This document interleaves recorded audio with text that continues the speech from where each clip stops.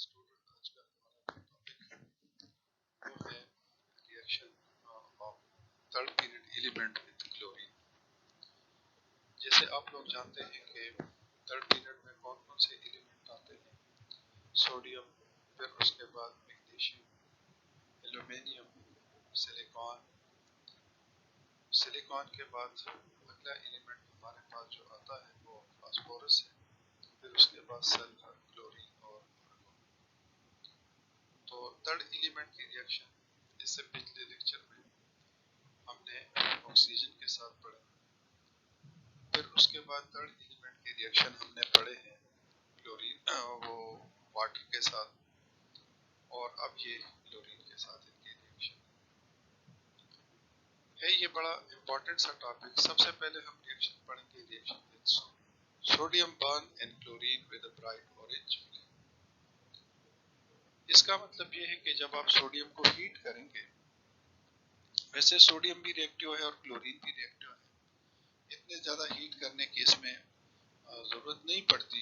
लेकिन जब आप इसको बर्न करेंगे क्लोरीन के साथ तो सोडियम बर्न हो जाए, और इसी बर्निंग के नतीजे में एक ब्राइट ऑरेंज फ्लेम बनता है। जो बर्निंग के दौरान फ्लेम बनता है उसका कलर ब्राइट ऑरेंज फ्लेम होता है। तो जो प्रोडक्ट हमारे पास बन जाता है वो है sodium chloride. So when sodium is burned in the presence of chlorine, it will give sodium chloride. Student, इसमें से ये चीज ज़हन में रखनी है कि ये जो फ्लेम का कलर होता है या प्रोडक्ट का कलर होता है, तो ये दो चीजें भी पेपर में अक्सर एमसीक्यू में आ जाती हैं। तो सोडियम के बर्निंग के दौरान जो फ्लेम का कलर बनता है वो है ब्राइट ऑरेंज। ब्राइट ऑरेंज, तो ये इससे एमसीक्यू बन सकता है। और बाकी जो प्रोडक्ट आप देख रहे हैं, ये तो कॉमन सा प्रोडक्ट है जो हम अपने घरों में साल्ट इस्तेमाल करते हैं, ये वही है। तो इसी तरह इस प्रोडक्ट का कलर कौन सा होता है? वाइट होता है। तो प्रोडक्ट का कलर और इसी तरह जो बर्निंग के दौरान कोई भी एलिमेंट बर्न होता है तो उसका जो फ्लेम बनता है उसका कलर ये लाजमी याद रखेंगे। सोडियम के बाद इसी पीरियड का अगला मेंबर कौन सा है? वो मैग्नीशियम। मैग्नीशियम भी क्लोरीन की फिजा में या क्लोरीन की प्रेजेंस में बर्न होता है, लेकिन इसके नतीजे में एक इंटेंस व्हाइट कलर फ्लेम बनता है। उसमें सोडियम से ऑरेंज फ्लेम बनता है या ब्राइट ऑरेंज फ्लेम बनता है, और मैग्नीशियम को बर्न करने से व्हाइट फ्लेम बनता है। इसमें भी यह है कि जो प्रोडक्ट बनता है दैट इज मैग्नीशियम क्लोराइड, और मैग्नीशियम क्लोराइड का कलर भी व्हाइट होता है। तो ये चीज भी जरा ज़हन में रखिए कि मिसाल के तौर पर बैलेंसिंग इसमें करनी चाहिए, ये बात स्टूडेंट पूछते हैं या नहीं करनी चाहिए। तो बैलेंसिंग का थोड़ा सा ये है कि अगर आप ऑर्गेनिक पढ़ रहे हैं, मैकेनिज्म वगैरह पढ़ रहे हैं, तो उसमें बैलेंसिंग की हमें ज़्यादा ज़रूरत नहीं पड़ती, क्योंकि वहाँ अगर हम बैलेंसिंग में लग जाएंगे तो बहुत सारा टाइम ज़ाया हो जाएगा। इसी तरह इनऑर्गेनिक में भी जो बहुत ज़्यादा कॉम्प्लिकेटेड रिएक्शन है, तो उनमें अगर आपके पास टाइम ना हो और बैलेंसिंग आप ना करें तो इतना ज़्यादा फर्क नहीं पड़ेगा। लेकिन जो सिंपल से रिएक्शन है जिनकी बैलेंसिंग जो है उसमें टाइम नहीं लगता, बहुत जल्दी हो जाते हैं बैलेंस, तो इसी तरह की रिएक्शन को बैलेंस कर लीजिए। जैसे ये टू आप देखें, क्लोरीन 2 है, तो जब आप क्लोरीन 2 बनाएंगे, इसको 2 से मल्टीप्लाई करें, सोडियम भी इसके साथ 2 एटम बन जाएंगे, तो ये भी आप 2 से मल्टीप्लाई, ये तो ऑलरेडी बैलेंस्ड है। Aluminium is often react with chlorine by passing dry chlorine or aluminium foil heated in a long tube.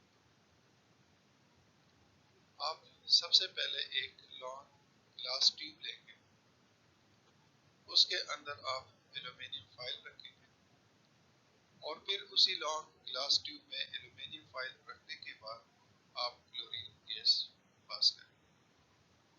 लेकिन इसके साथ साथ नीचे स्पिरिट लैम्प या बंसन बर्नर लगाकर इसको मुसलसल आप हीट में देंगे। तो ऐसी हालत में जब ग्लास के अंदर एल्यूमिनियम फाइल पड़ी है, क्लोरीन गैस भी आ रही है, तो दोनों के दरमियान रिएक्शन हो जाए। The aluminium burn in the presence of chlorine to produce very pale yellow aluminium chloride. जैसे मैग्नीशियम बर्न हो जाता है, सोडियम बर्न हो जाता है, तो एल्यूमिनियम भी बर्न हो जाएगा और इसी के नतीजे में जो फ्लेम बनता है पेल येलो एल्यूमिनियम, सॉरी जो प्रोडक्ट बनता है वो पेल येलो एल्यूमिनियम क्लोराइड का प्रोडक्ट होगा, क्योंकि इसमें फ्लेम नहीं बनता, सिर्फ हीट करने से रिएक्शन हो जाता है। दिस सब्लाइम्स, अब सब्लिमेशन का मतलब आप जानते हैं या सब्लाइम का मतलब आप जानते हैं।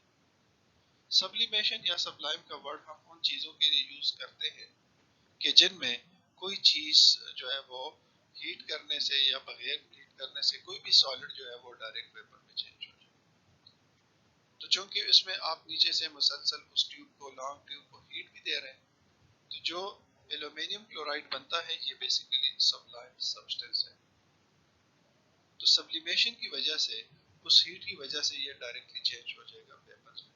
लेकिन जो जो वो वेपर आएंगे ट्यूब के दूसरे एंड तक या उससे बाहर निकलेंगे, तो वहां चूंकि टेम्परेचर कम होता है, तो उस टेम्परेचर कम होने की वजह से वो कूल बन जाता है एल्यूमिनियम क्लोराइड, और कूल होने say that again change into solid form.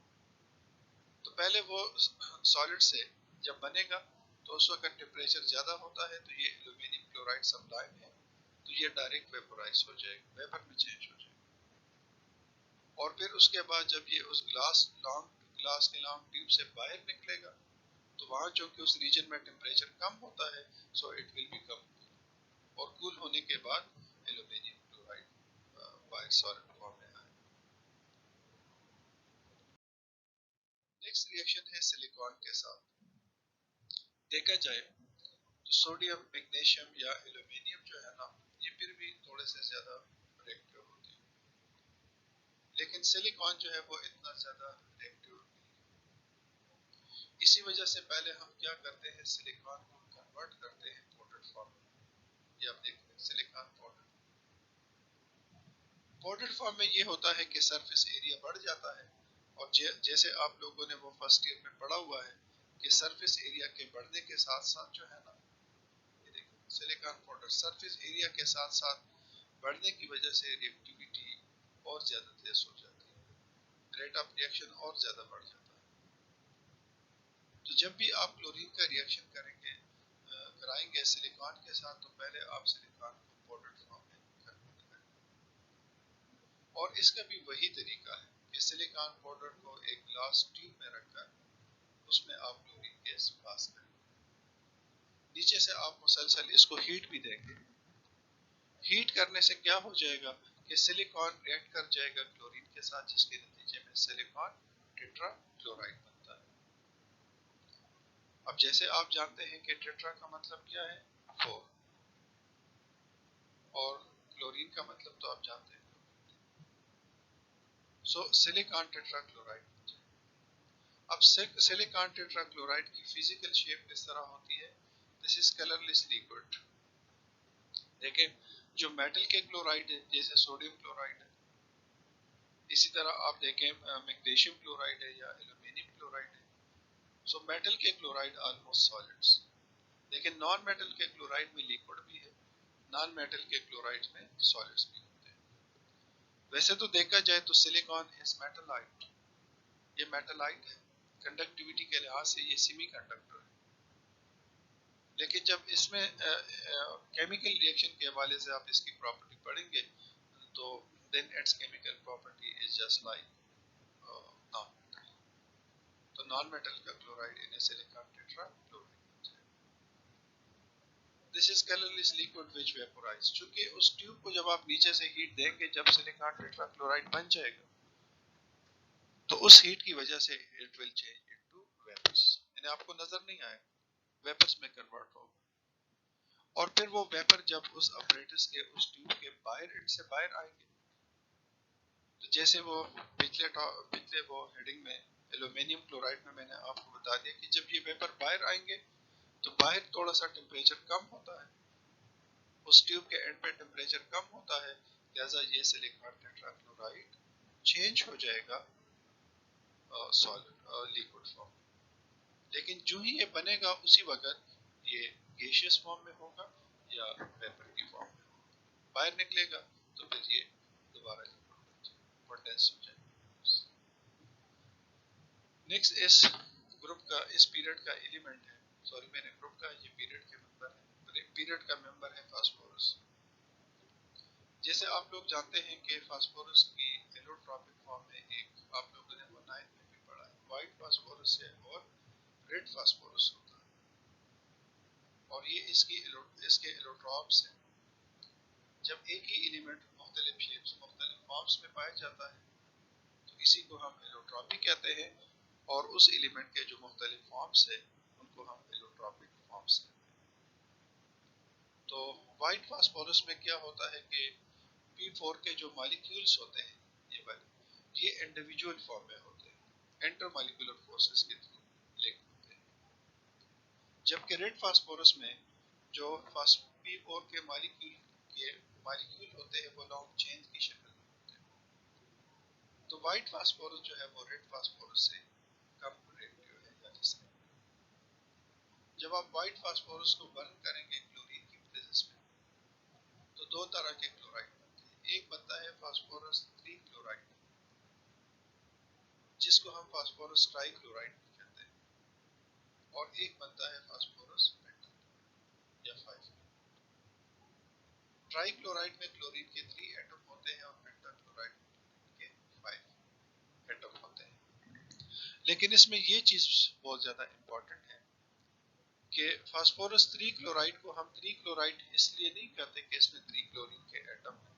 वैसे तो ये भी ठीक है, लेकिन ज्यादा जो ऑथेंटिक इसकी रीजन है वो ये कि इस क्लोराइड के अंदर फास्फोरस की ऑक्सीडेशन स्टेट होती है +3।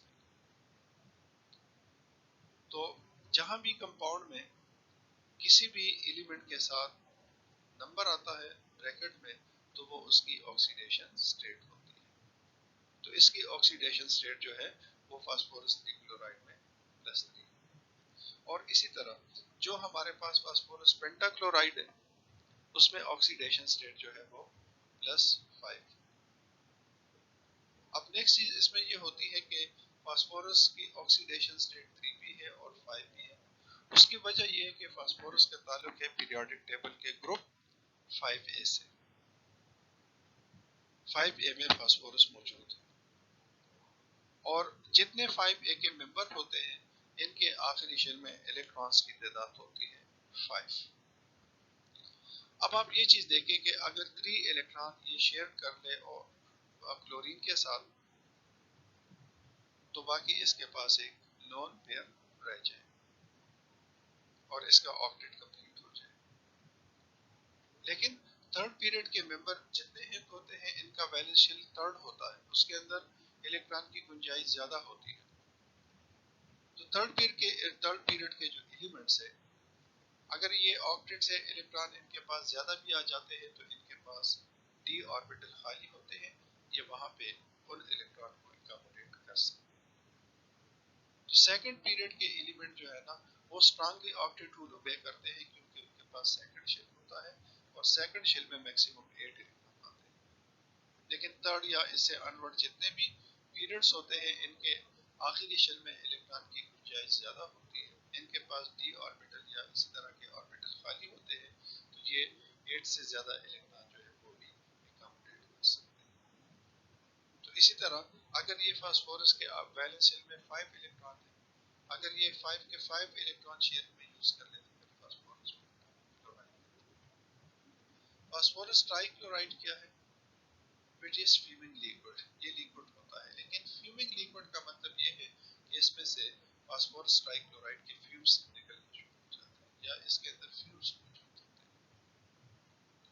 तो इसी तरह फास्फोरस पेंटाक्लोराइड जो है क्लोरीन की मिकदार अगर ज्यादा है तो फिर ये फास्फोरस ट्राइक्लोराइड फर्दर क्लोरीन के साथ रिएक्शन करके ना इससे फास्फोरस पेंटाक्लोराइड, यानी ट्राइक्लोराइड और पेंटाक्लोराइड दोनों बनते हैं, लेकिन इन दोनों का जो रेशो है वो डिपेंड करता है क्लोरीन की क्वांटिटी पे कि अगर क्लोरीन की क्वांटिटी ज्यादा है, क्लोरीन गैस आपने ज्यादा डाली तो फिर पेंटाक्लोराइड का रेशो ज्यादा होगा और ट्राइक्लोराइड का रेशो कम होगा। लेकिन अगर क्लोरीन आप लोगों ने कम ऐड की है, कम डाली है, तो फिर ट्राइक्लोराइड का रेशो ज्यादा होगा और पेंटा का कम होगा। तो फास्फोरस ट्राइक्लोराइड जो है वो एक फ्यूमिंग लिक्विड होता है, जबकि फास्फोरस पेंटाक्लोराइड क्या है, ऑफ वाइट सॉलिड होता है। शुरू में जब क्वांटिटी कम हो तो ऑफ वाइट हो, जब ये ज्यादा बन जाए तो फिर ये येलो कलर का सॉलिड होता है। तो ये सारी चीजें जो है ना, ये रिएक्शन अक्सर जो है वो पेपर में आ जाती है। एक स्टूडेंट और गलती करते हैं, वो अक्सर जब फास्फोरस के साथ रिएक्शन लिखते हैं तो उसमें जस्ट फास्फोरस का सिंबल डाल देते हैं। तो जस्ट सिंबल आप डालेंगे ना, उससे अक्सर रिएक्शन गलत हो जाता है, क्योंकि फास्फोरस जो है वो एक मॉलिक्यूलर सब्सटेंस है। जैसे ऑक्सीजन को हम O नहीं लिखते, O2 लिखते हैं, नाइट्रोजन को हम N नहीं लिखते, N2 लिखते हैं।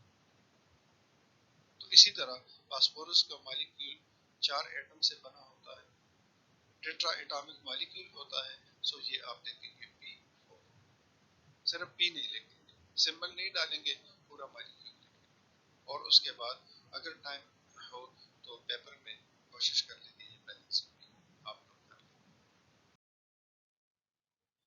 नेक्स्ट रिएक्शन है सल्फर के साथ। सल्फर भी नॉन मेटल है, और जैसे मैं पहले अर्ज कर चुका हूँ कि मेटल की रिएक्टिविटी थोड़ी सी ज्यादा होती है, तो ये नॉन मेटल है, तो नॉन मेटल की रिएक्टिविटी जो है ना वो बहुत स्लो होती है। इसी वजह से आप सल्फर को जब क्लोरीन की स्ट्रीम में या क्लोरीन गैस की प्रेजेंस में हाई टेम्परेचर पर हीट देंगे तो इससे लिक्विड बन जाएगा डाई सल्फर डाई। ये लिक्विड है डाई सल्फर। डाई का मतलब क्या होता है, टू सल्फर, सल्फर के टू एटम। डाई क्लोराइड का मतलब, डाई का मतलब टू है, क्लोरीन का मतलब, क्लोराइड का मतलब क्लोरीन है, तो ये डाई क्लोराइड। अब इस कंपाउंड की प्रॉपर्टी क्या है, एक तो ये है कि ये ऑरेंज कलर का होता है, इसका कलर जो है ना वो ऑरेंज होता है। और दूसरी प्रॉपर्टी इसकी ये है कि ये इवन स्मेलिंग लिक्विड होता है, वेट स्मेलिंग लिक्विड होता है। वैसे भी देखा जाए तो सल्फर के अक्सर कंपाउंड की स्मेल जो है ना वो अच्छी नहीं होती, वो इवन स्मेल कंपाउंड या बैड स्मेल वाले कंपाउंड्स होते हैं। जैसे H2S है या SO2 है, तो इस तरह के जितने सल्फर के कंपाउंड्स होते हैं ना, तो they are of bad smell. तो इसी तरह डाई सल्फर डाई क्लोराइड। तो ये सारी चीजें, ये सारे रिएक्शन जो है ना, इनके ऊपर आप थोड़ी सी प्रैक्टिस भी करेंगे। लेकिन जैसे मैंने बार बार कहा है कि इसके शुरू में ये वर्डिंग में ये जो फ्लेम का कलर आता है या प्रोडक्ट का कलर आता है या इनकी जो स्मेल होती है या अगर बर्निंग होती है तो फिर फ्लेम का जो कलर होता है, वो सारी चीजें जो है ये एमसीक्यू का हिस्सा है। ये बोर्ड के पेपर में भी ये चीजें आती है, ये आप लोग के एंटी टेस्ट के जो पेपर है उनमें भी ये सारी चीजें आ जाती है। इसके बाद अब नेक्स्ट एलिमेंट आता है क्लोरीन, लेकिन चूंकि ये हम रिएक्शन क्लोरीन के साथ ही पढ़ रहे हैं तो ऐसा पॉसिबल नहीं है कि क्लोरीन जो है क्लोरीन के साथ मुकम्मल तौर पर रिएक्शन होता ही नहीं है, एक ही एलिमेंट। सो इसी वजह से क्लोरीन का रिएक्शन इसमें शामिल नहीं। और आखिरी एलिमेंट जो इस पीरियड का है वो है ऑर्गन। ऑर्गन के बारे में आप लोग जानते हैं, विच इज नोबल गैस। तो नोबल गैसेस वैसे भी अनरिएक्टिव होती है, क्योंकि इनका जो आखिरी शेल होता है, आखिरी ऑक्टेट होता है, तो वो ऑलमोस्ट कंप्लीट होता है। तो ऑक्टेट कंप्लीट होने की वजह से ये किसी भी एलिमेंट के साथ रिएक्शन नहीं करते। बहरहाल अगर आप देखें तो ऑर्गन से नीचे आता है ज़ीनॉन। तो केमिस्ट्री के अंदर ज़ीनॉन और फ्लोरीन के कंपाउंड बाकायदा या ज़ीनॉन और ऑक्सीजन के कंपाउंड बाकायदा बनाए गए। लेकिन ऑर्गन तक एलिमेंट जो है ये ज्यादा रिएक्टिव नहीं है, इनकी रिएक्टिविटी कम होती है, ठीक है ना। नोबल गैसेस है या इनर्ट गैसेस है, ऑक्टेट या शेल इनका कंप्लीट होता है, लिहाजा ऑर्गन जो है वो रिएक्शन नहीं करता है। इससे नीचे जो मेंबर है ज़ीनॉन, वो ज्यादा इलेक्ट्रोनेगेटिव एटम जैसे ऑक्सीजन है या फ्लोरीन है, तो उनके साथ ज़ीनॉन के कंपाउंड बन जाते हैं, लेकिन ऑर्गन नहीं करता। तो इसी तरह अगर आप ऑर्गन और क्लोरीन को मिलाकर हीट भी देंगे तो इन दोनों के दरमियान किसी किस्म का रिएक्शन नहीं होगा। तो ये क्लोरीन के साथ रिएक्शन थे, और यहाँ तकरीबन आप समझ लें कि थर्ड पीरियड के एलिमेंट ऑलमोस्ट कंप्लीट हो जाते हैं। अब इससे अगले टॉपिक में हम क्या पढ़ेंगे, इनके कंपाउंड्स के बारे में पढ़ेंगे, तो वो इंशाल्लाह फिर नेक्स्ट लेक्चर में वो सारी चीजें। बेटा कोशिश कर लें जितना आप लोग 20-21 मिनट या 22 मिनट का काम आपको मिलता है तो इन सारी चीज़ों की आप अच्छी तरह प्रैक्टिस कर लिया करें, क्योंकि यही चीज़ें बाद में आपके काम आएंगी। ओके बेटा, अल्लाह